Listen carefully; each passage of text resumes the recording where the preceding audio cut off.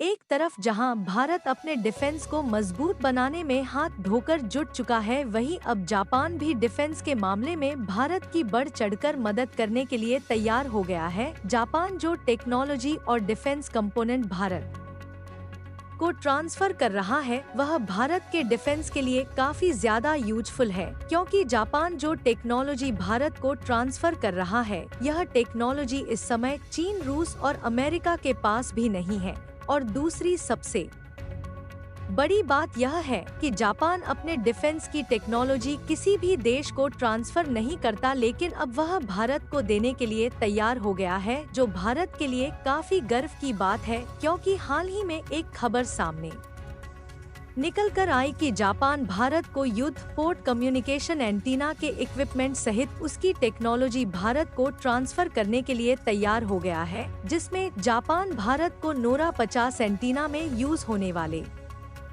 Equipment के साथ साथ उसकी टेक्नोलॉजी भी भारत को दे रहा है। पूरी अपडेट क्या है, इस वीडियो में समझते हैं।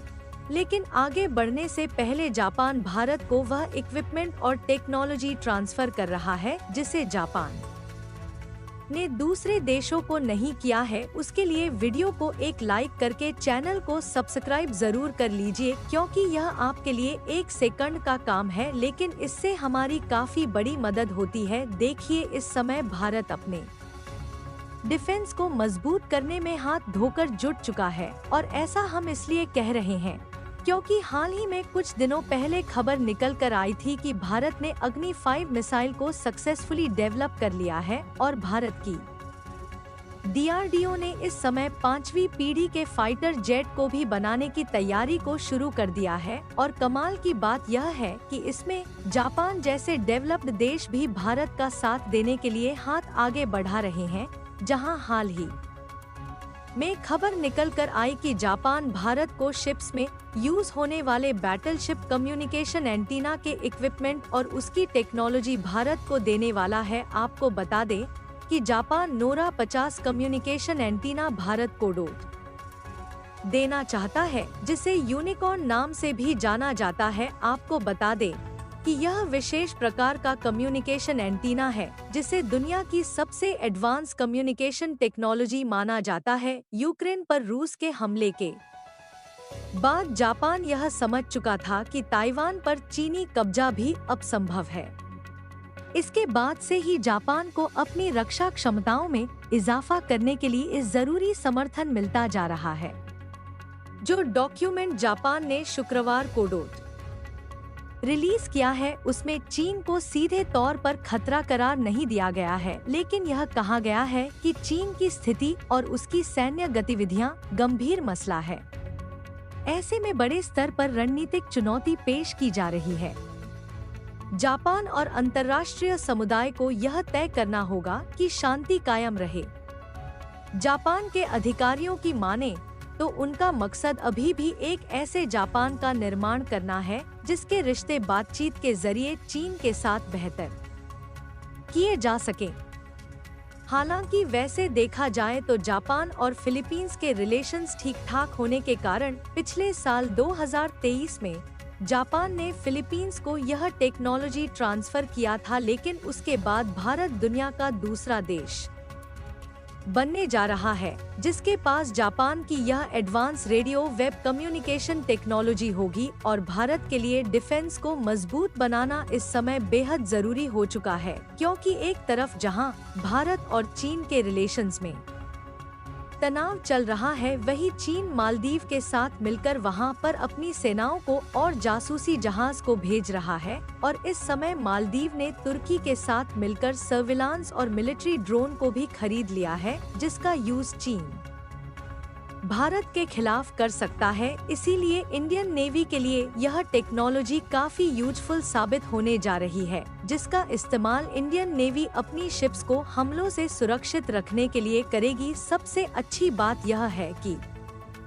जापान भारत को नोरा 50 एडवांस्ड कम्युनिकेशन एंटीना के इक्विपमेंट देने के साथ साथ इसकी टेक्नोलॉजी भी भारत को ट्रांसफर कर रहा है, जिससे आगे चलकर भारत में इसे लोकल रेंज पर खुद डेवलप किया जा सके। और वैसे भी पिछले कुछ सालों में भारत और जापान के बीच डिफेंस का एक्सचेंज काफी अच्छे से और बड़ी संख्या में किया गया है, जिससे भारत और जापान दोनों देश अपने डिफेंस को और भी ज्यादा सिक्योर कर सके। वैसे तो इस टेक्नोलॉजी के ऊपर भारत और जापान के बीच पिछले 2 सालों से बातचीत चल रही थी, लेकिन जापान अब जाकर भारत को इसके अंतर्गत उपयोग होने वाले इक्विपमेंट और टेक्नोलॉजी ट्रांसफर कर रहा है। और यदि भारत इन एंटीनों को खुद डेवलप करता है तो उसकी लागत कास्ट भी बहुत कम रहने वाली है। इसके अलावा भारत की डिफेंस इंडस्ट्री के लिए एक और अच्छी खबर यह है कि जो जर्मनी अभी तक भारत की टांगे खींचना में जुटा हुआ था कि भारत